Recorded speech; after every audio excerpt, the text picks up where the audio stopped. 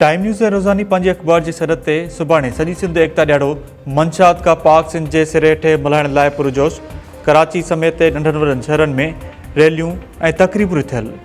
कराची में मुख्य तक़रीब YMC road ते थींदी। तक़रीब मंझंदि 12 वॻे खां राति 8 वॻे ताईं जारी रहंदी। नामयारा रागी फ़न जो मुज़ाहिरो कंदा जसकम चेयरमैन सनान कुरैशी जी अॻुवाणी में मलिर प्रेस क्लब खां मुख्य रैली कढी वेंदी। ॿिनि इलाइक़नि मां रैलियूं कढी वेंदियूं। हैदराबाद, सखर, लाड़काणो, नवाबशाह ऐं मीरपुर खास में रैलियूं कढी वेंदियूं। तक़रीबुनि में नामयारा फनकार फ़न जो मुज़ाहिरो कंदा। मलिर, जामचोरो, ठट्टो, सजावल, बदीन, टड्डो मोहम्मद खान ऐं टनो लहर में एकता जूं रैलियूं कढी तक़रीबूं कोठाई वेंदियूं। मटियारी, सांगड़, नौशरो फिरोज़ ऐं दादू में बि एकता जूं मुख्य तक़रीबूं प्रेस क्लब आॾो थींदियूं। तयारियूं मुकमिल। नाले वारा फनकार फ़न जो मुज़ाहिरो कंदा। खैरपुर, शिकारपुर, कंबर, सिद्धार्थकोट, कशमोर, कंधकोट, जेकबाद ऐं घोटकी वासी बि एकता ॾियारो भरपूर नमूने मल्हाइण लाइ पुरजोश। रैलियूं कढी तक़रीबूं कोठाई वेंदियूं। उमरकोट ऐं थरपारकर में एकता जूं रैलियूं ऐं तक़रीबूं थियल।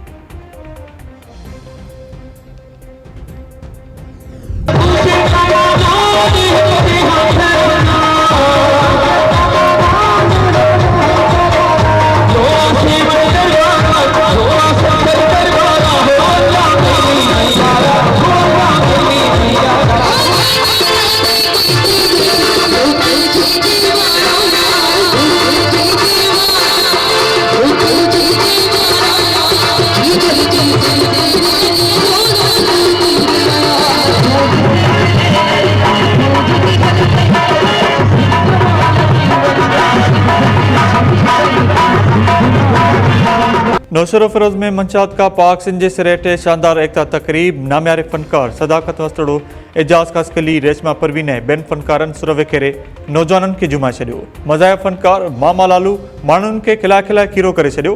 तक़रीब में सियासी समाजी अॻुवाननि ऐं वकीलनि समेत शहरनि जी वॾे अंग में शिरकत।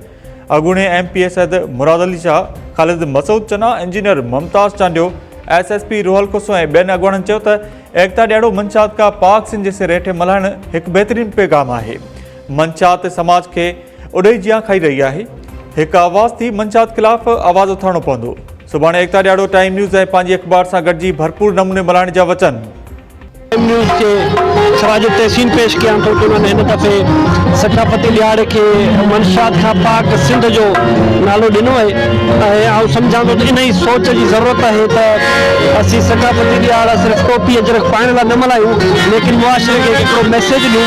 ऐं हिन दफ़े जेको असांजो जेको इहो स्लोगन आहे, जेको उनवान आहे, मुंहिंजे ख़्याल में सभिनी सालनि खां वधीक जेको हीअ आहे, नशे खां पाक जेका असांजी धरती आहे, मनशियात खां पाक जेका असांजी धरती आहे, इहो तमामु हिकिड़ो बहितरीनु मैसेज आहे। तव्हां इहो कमु कयो आहे त ॾाढो सुठो कमु कयो आहे। हिननि में ॾाढी मदद थींदी ऐं ॿिया बि माण्हू हिननि में मोटिवेट थींदा।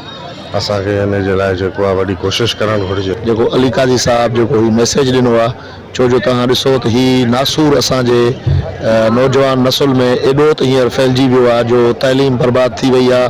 मुआशरे में को जेको आहे सो माण्हू सुख जो साह नथो खणी सघे। ऐं जो अॼुकल्ह जो नौजवान जेको आहे असांजे मंशात में तमामु घणो विचरी वियो आहे ऐं अलाह करे उनखे इहा निजात मिले सुठी। परॾे में बि सिंध जी एकता जे रंगनि जी बहार। सऊदी अरब जे शहर जिदा ऐं ताइफ में शानदार एकता जूं तक़रीबूं। नौजवाननि पारां अजरक ऐं टोपियूं पाए सिंध जे गीतनि ते झुमरियूं। सिंध सां वफ़ा जा वचन। सिंधी गीत। सिंधी संगत बेरीन पारां एकता तक़रीब कोठाई वई।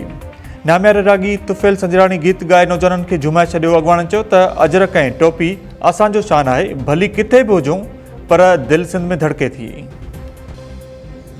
ऐं मंशात खां पाक सिंध जे सिरे हेठि एकता ॾियारो सुभाणे मल्हायो वेंदो। आजा लाइ मुख़्तलिफ़ शहरनि में जागृता रैलियूं ऐं तक़रीबूं। मीरपुर साकरो में यंग सोशल नेटवर्क ऐं मिडिल स्कूल लेट पारां शानदार रैली कढी वई। ॿारनि पारां वॾे अंग में शिरकत। आख़िरी में बि जागृता रैली कढी वई। बाण सैदाबाद में बि हायर सेकेंडरी स्कूल जे उस्तादनि ऐं शागिर्दनि पारां मंशात खां पाक सिंध जे सिरे हेठि रैली कढी वई। 60 मेल में सियासी समाजी अॻुवाननि पारां जागृता रैली कढी वई।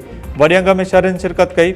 अॻुवाननि पारां सुभाणे एकता ॾियारो मंशात खां पाक सिंध जे सिरे हेठि भरपूर नमूने मल्हाइण जो वचन।